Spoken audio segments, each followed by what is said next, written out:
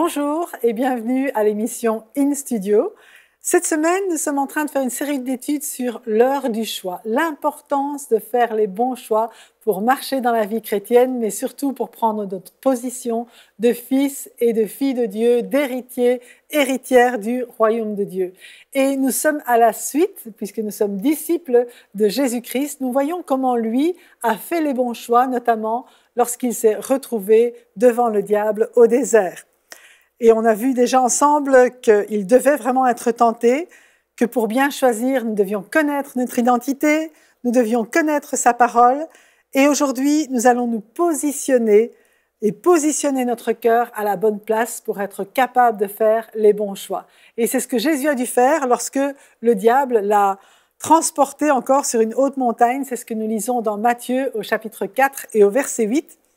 Le diable le transporta encore sur une montagne très élevée, lui montra tous les royaumes du monde et leur gloire, et lui dit « Je te donnerai toutes ces choses si tu te prosternes et m'adores. » Mais Jésus lui dit « Retire-toi, Satan, car il est écrit « Tu adoreras le Seigneur ton Dieu et tu le serviras lui seul. » Alors le diable le laissa, et voici des anges vinrent auprès de Jésus et le servirent. Alors là, le diable, il joue franc jeu cette fois-ci. Il dit à Jésus, ce qu'il veut, c'est que Jésus l'adore à la place d'adorer Dieu. C'est ce qu'il voulait depuis le début, mais au départ, c'était de façon cachée. Mais ici, il dit, regarde, je vais te donner tout ça, toute la gloire du monde, tous les royaumes, c'est à toi, il suffit que tu m'adores, moi. Et bien sûr, Jésus n'a qu'un cœur, c'est pour son Père. Il dit, tu adoreras le Seigneur ton Dieu et tu le serviras lui seul. Mais cette sollicitation, eh bien, chacun, à un certain moment, est devant la sollicitation d'avoir des choses, de posséder, avoir de l'argent, avoir du pouvoir, avoir de la gloire, et tout cela sans trop de difficultés. Et aujourd'hui encore, c'est ce que le diable essaye de proposer au monde. Et il propose toutes sortes de techniques pour avoir la gloire, mais généralement, ça passe par une sorte de pacte avec lui. Et c'est ce qu'il veut, c'est être adoré lui-même. C'est vraiment qu'on l'adore, qu'on l'adule, vraiment qu'on lui rende la gloire au lieu de rendre la gloire à Dieu. Et Satan va déclarer à Jésus que tout cela lui appartient. Alors dans un sens, c'est pas faux, puisque nous savons qu'au jardin d'Éden, quand Adam a choisi de désobéir à Dieu et d'obéir au diable, il lui a remis le pouvoir et l'autorité que lui-même, Adam, avait reçu de Dieu. Donc, et on voit aussi que le diable, il détruit. Son but, c'est un voleur, et il veut égorger, dérober, détruire. Et si nous voyons le monde dans lequel il est aujourd'hui, eh bien, c'est son œuvre de destruction sur toutes les choses parfaites que Dieu avait créées au commencement. On lui donne le pouvoir, tout ce qu'il veut, c'est détruire. Regardez quand Jésus a chassé la légion de démons que le Gadarénien avait. Les démons demandaient à Jésus de les envoyer dans les pourceaux. Il l'a fait. La première chose qui s'est passée, c'est que tous les pourceaux ont dévalé la pente pour aller se jeter dans le fleuve ou dans la mer. Tout ce que le diable fait, c'est détruire. S'il vient dans votre vie, si vous lui donnez la main, si vous lui donnez le petit doigt, eh bien, il va prendre le bras et il va vous détruire tout entier. C'est son but. Mais en même temps, il essaye aussi que chacun puisse l'adorer au lieu d'adorer Dieu. Au départ, c'était lui qui était censé mener toutes les armées célestes et tous les anges dans l'adoration vis-à-vis de Dieu. Et puis un jour, il s'est rebellé et il a voulu que l'adoration soit vers lui. Donc il essaye de détourner tous ceux qu'il peut détourner de l'adoration à Dieu. Il a été corrompu. Et même si nous savons qu'il a été vaincu à la croix, eh bien, il utilise toujours ces mensonges et ce stratagème du « viens à moi et puis je vais te donner tout de suite ». Il continue cela jusqu'à ce qu'il soit lié et jusqu'à ce qu'il soit aussi jeté dans les temps de feu. Éphésiens chapitre 2 nous dit, à partir du verset 1, « Vous étiez morts ». Il nous annonce, nous étions morts, c'est vrai. Moi, je sais que j'étais morte par vos offenses et par vos péchés dans lesquels vous marchiez autrefois, selon le train de ce monde, selon le prince de la puissance de l'air, de l'esprit qui agit maintenant dans les fils de la rébellion. Donc nous savons que cet esprit, l'esprit du prince de la puissance de l'air, on sait que c'est le diable, il agit encore aujourd'hui dans ceux qui se rebellent contre la parole de Dieu. 2 Corinthiens chapitre 4 versets 3 à 4 nous dit « Si notre évangile est encore voilé, il est voilé pour ceux qui périssent, pour les incrédules dont le Dieu de ce siècle a aveuglé l'intelligence afin qu'ils ne voient pas briller la splendeur de l'évangile de la gloire de Christ qui est l'image de Dieu. » Donc ces exemples nous montrent, et ces passages nous montrent combien aujourd'hui encore, il essaye d'aveugler et d'empêcher les personnes de se tourner vers Jésus. Et bien sûr, il a pas mal de monde sous son pouvoir puisque beaucoup recherchent la richesse, beaucoup recherchent la gloire. Et pas si loin, il y a ces mégalomanes, ces hommes qui ont vraiment été remplis de la puissance de Satan pour détruire et pour essayer de prendre le pouvoir sur les autres. On se souvient bien sûr d'Hitler dans les années 30-40, mais il y avait ce désir narcissique. Ils étaient centrés sur eux-mêmes, sur leur propre gloire, et ils ont donné la main à Satan pour réussir dans leurs entreprises. Mais merci Seigneur, Dieu est plus grand et il a arrêté ces choses. Mais à une moins grande échelle, il ne faut pas aller très loin, parfois même dans l'Église de Jésus-Christ, il y en a qui se laissent attirer par l'appât du gain. Il y en a qui réalisent des opérations qu'on peut regretter ensuite parce que ce n'était pas le plan de Dieu. Mais Dieu, c'est le El Shaddai, c'est celui qui pourvoit à tous nos besoins. Et notre façon d'adorer Dieu, c'est aussi de dire, Seigneur, nous dépendons de toi et nous croyons que tu es celui qui pourvoit à tous nos besoins. La Bible nous dit, c'est la bénédiction de l'Éternel qui enrichit et il ne la fait suivre d'aucun chagrin. Et encore, ce verset du psaume 23 que nous connaissons si bien, « L'Éternel est mon berger, je ne manquerai de rien. » Et si vous avez un jour la peur de manquer, ce qui peut arriver, les inquiétudes qui essayent de nous assaillir, eh bien rappelez-vous que l'Éternel est notre berger et nous ne manquerons de rien. Vous pouvez le dire encore et encore, c'est la vérité, c'est la parole de Dieu. Celui qui a Jésus pour berger ne manque de rien. Alléluia. Le Proverbe 23, verset 17 nous dit « Que ton cœur n'envie point les pécheurs, mais qu'il ait toujours la crainte de l'Éternel, car il est un avenir. Il est un avenir et ton espérance ne sera pas anéantie. » Et parfois, ça peut aussi arriver qu'on regarde autour de nous et qu'on dit « Tiens, regarde, lui, il n'est pas chrétien, il ne suit pas le Seigneur et tout lui réussit. » C'est une impression. Alors peut-être que extérieurement, tout a l'air de lui réussir, mais n'oublions pas que s'il ne connaît pas le Seigneur, il est mort, la personne est morte à l'intérieur et que tous ses projets vont s'évanouir un jour. Mais celui qui demeure attaché au Seigneur, c'est lui qui est notre avenir. Et c'est lui qui nous donne de l'espérance. Et l'espérance, elle est vraie. Amen. Chaque jour, nous sommes confrontés aux attraits de la société de consommation qui s'efforce de créer dans nos pensées des besoins qui n'existaient pas auparavant et qui ne sont absolument pas vitaux. Mais parfois, on est tenté, on veut faire comme tout le monde, n'est-ce pas? On veut avoir un genre de compétition, mais je veux la plus belle voiture. Oh, mais regarde, si j'avais ça, je serais plus heureux. C'est ce que la publicité essaye de nous dire. Mais le bonheur ne vient pas de ce que nous avons. Le bonheur vient de ce que nous sommes et de ce que Jésus vit en nous. C'est lui qui nous apporte la paix et le bonheur. Une satisfaction provisoire est bien souvent suivie d'une déception à long terme. Alors, trouvons notre joie dans le Seigneur. Alléluia. Souvenons-nous de la prière de Jésus dans Jean au chapitre 17, au verset 15, il dit « Je ne te prie pas de les ôter du monde ». Et il prie le Père pour ses disciples. Il sait qu'il va bientôt partir et il prie le Père pour ses disciples. Et il dit « Je ne te prie pas de les ôter du monde, mais je te prie de les préserver du malin, de les préserver du trompeur, de les préserver du séducteur. Parce qu'ils ne sont pas du monde, comme moi, je ne suis pas du monde. » Est-ce que nous pouvons réaliser que nous n'appartenons pas à ce monde? Même si nous vivons dans ce monde, Mais notre cité n'est pas ici. On ne vivra pas éternellement dans ce monde. Notre cité, elle est avec Jésus. Amen, dans les lieux célestes. Et un jour, bien sûr, les deux seront réunis, mais c'est important que nous ne nous attachions pas aux choses de la terre et que nous ne vivions pas non plus pour acquérir des choses. Nous vivons dans le monde, mais nous ne sommes pas soumis au monde.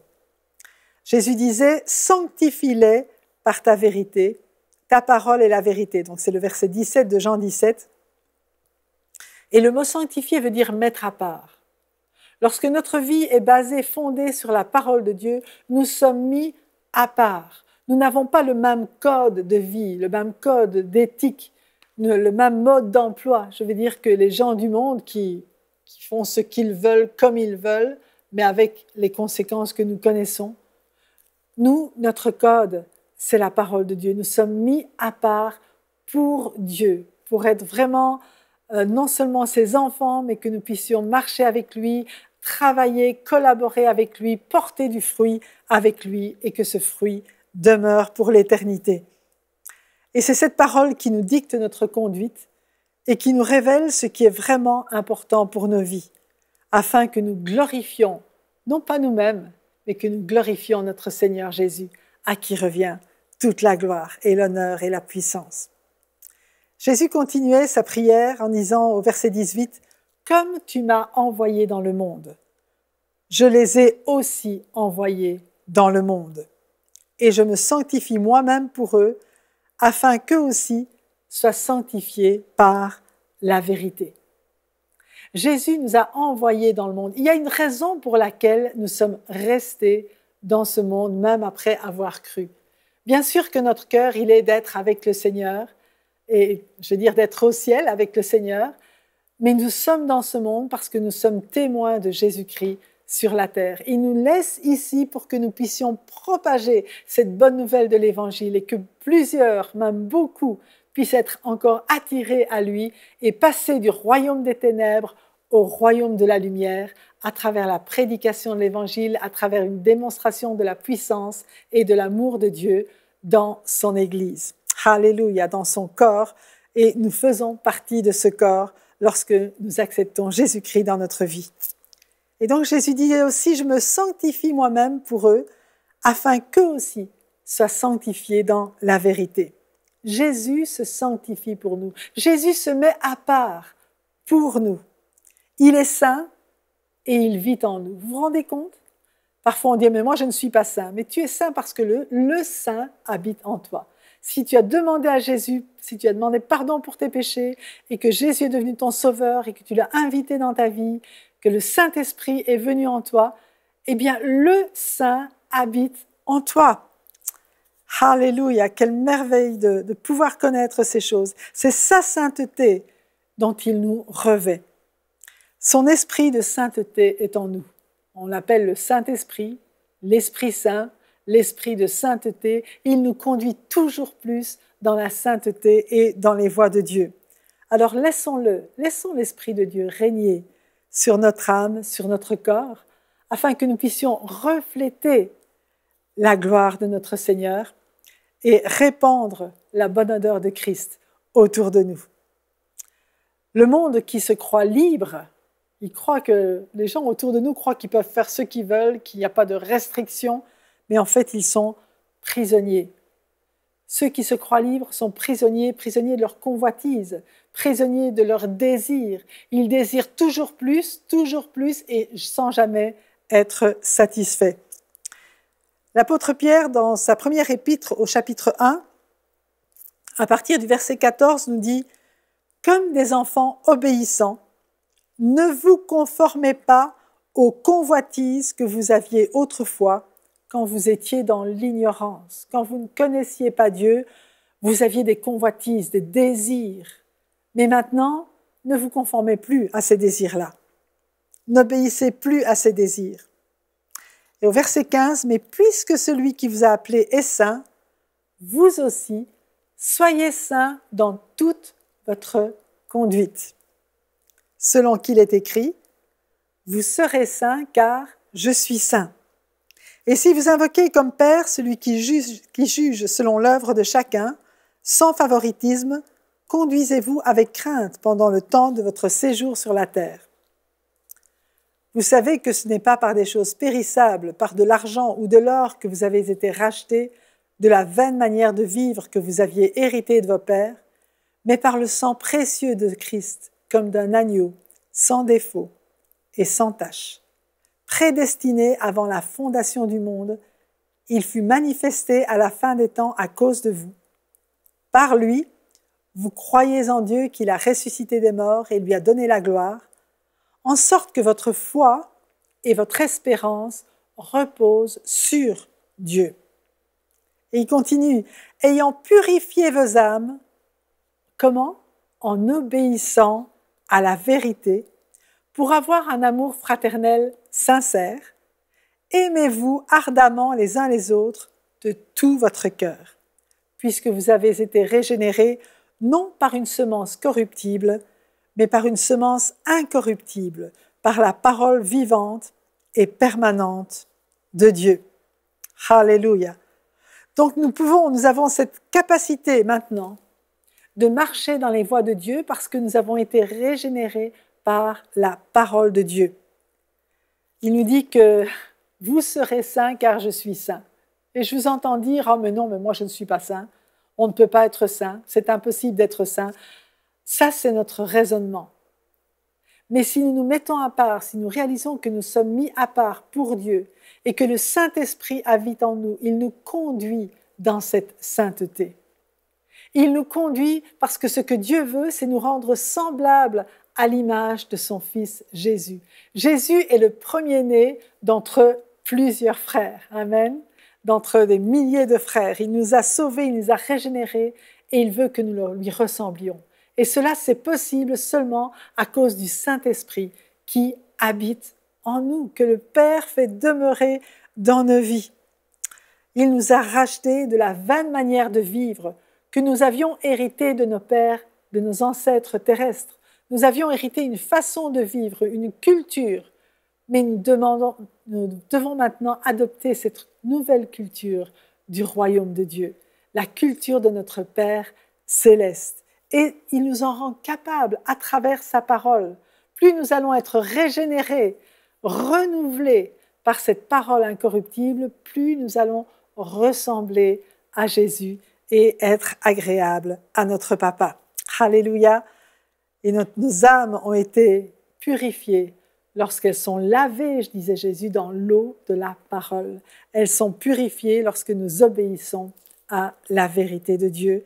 Et ainsi, il nous rend capables aussi de nous aimer les uns les autres sincèrement.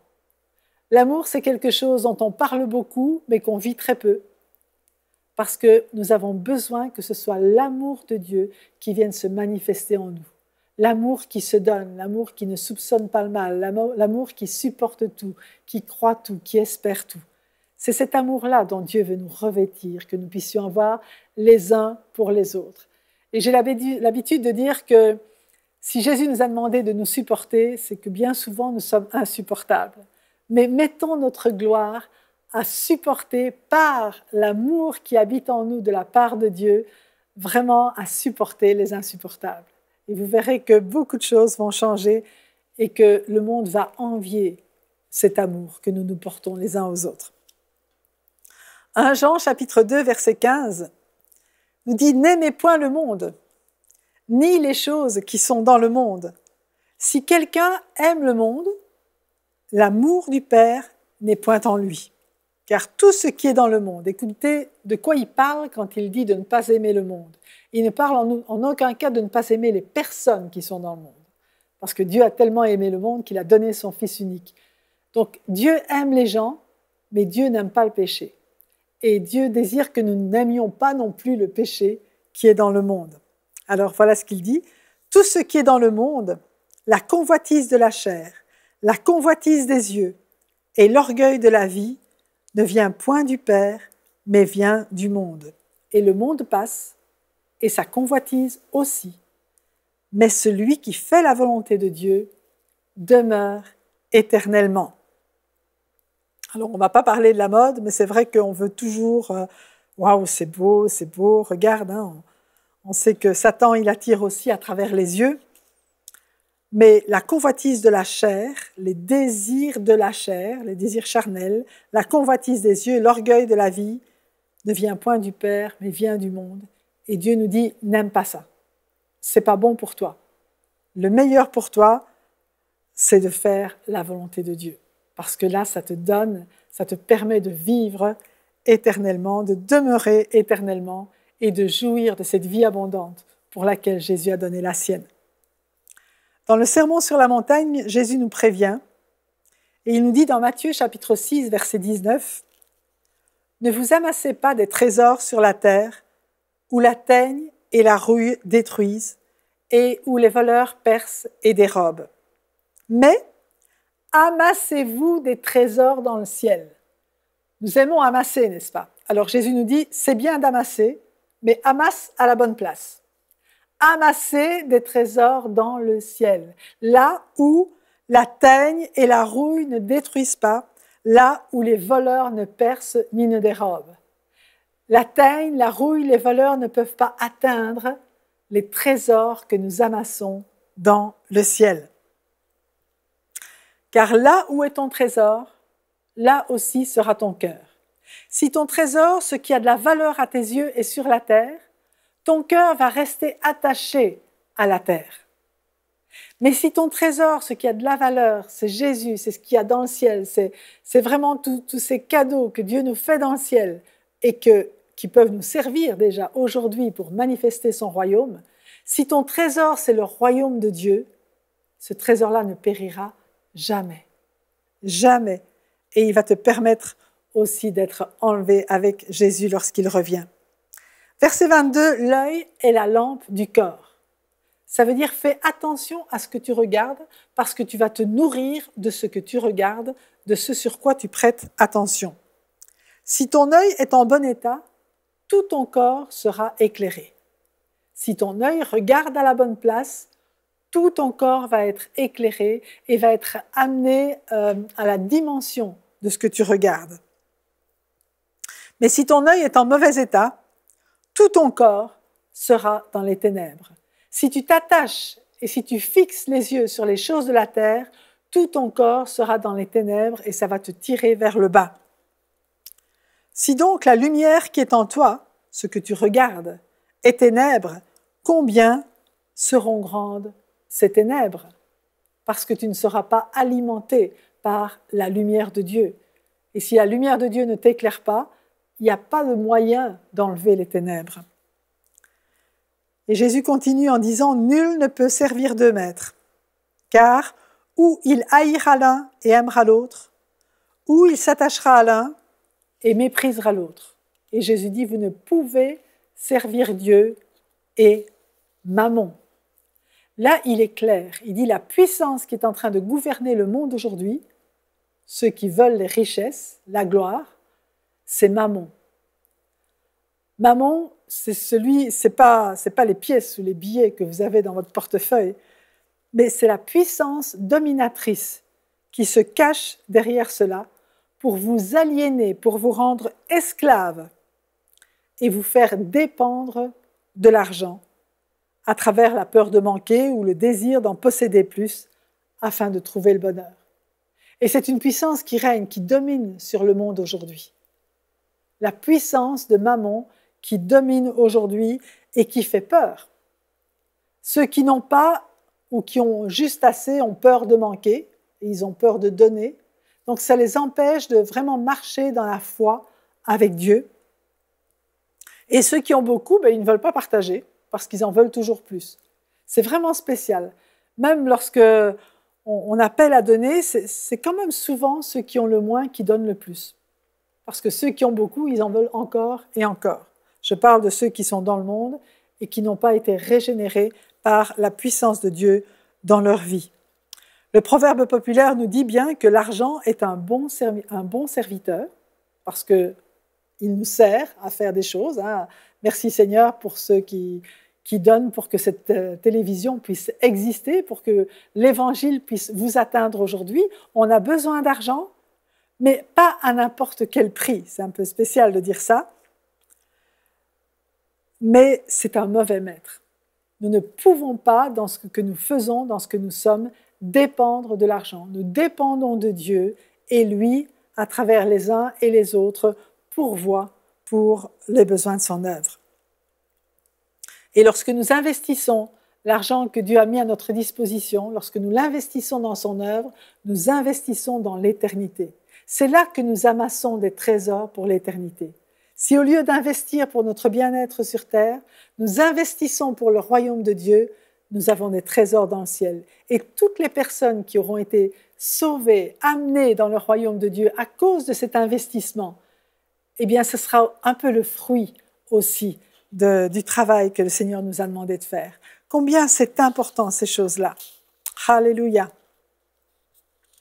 Alors, j'aimerais vous parler en quelques mots d'un autre choix qui est tellement important aujourd'hui et un mauvais choix qui a brisé bien des vies, c'est, je m'adresse particulièrement aux jeunes, mais peut-être aux moins jeunes aussi, le choix du conjoint. Parce que combien de fois nous avons vu des personnes qui étaient vraiment, qui aimaient le Seigneur, qui voulaient le servir, qui avaient un désir de partir en mission, et dès qu'ils ont rencontré une personne qui les a séduites, on va dire clairement la chose, parce que ce n'est pas spécialement de Dieu, eh bien, tout ça s'est anéanti parce que l'autre personne, justement, n'était pas chrétienne ou pas engagée à fond. Et tous les projets que cette jeune avait, moins jeune aujourd'hui, se sont anéantis simplement. Et la parole de Dieu est très claire à ce sujet. Je crois que Paul donne un avertissement qui est tellement important à écouter en disant dans 2 Corinthiens 6, 14, « Ne vous mettez pas avec les infidèles sous un joug étranger, car quel rapport y a-t-il entre la justice et l'iniquité, ou qu'y a-t-il de commun entre la lumière et les ténèbres ?» C'est vraiment un avertissement d'amour. Ce n'est pas quelque chose pour dire oh, « tu ne peux ou tu ne peux pas ». On a vu tellement de malheurs et de personnes malheureuses parce qu'elles ont fait le mauvais choix du conjoint. C'est le choix le plus important dans la vie après le fait de choisir Jésus-Christ, parce que toute notre vie sur terre est engagée par ce choix. Et bien souvent, les non-chrétiens ne comprennent pas que la vie chrétienne, ce n'est pas le dimanche matin, mais c'est toute une vie. Donc, je vous encourage à cela. Et on va terminer avec cela, que vraiment le Seigneur vous conduise dans les bons choix. On reprendra demain. Demain, eh bien, on va continuer dans l'importance de faire le bon choix, parce que c'est à cela que le Seigneur nous appelle. Et je suis sûre que le Saint-Esprit va vous conduire. Je suis sûre que si vous mettez tout votre cœur à chercher Dieu, lui, il vous conduit dans la bonne voie. Il est vraiment le Dieu fidèle. Il a même pour les célibataires, il a quelqu'un qui prépare pour vous parce qu'il vous aime et qu'il vous veut heureux à son service. Soyez bénis et à demain.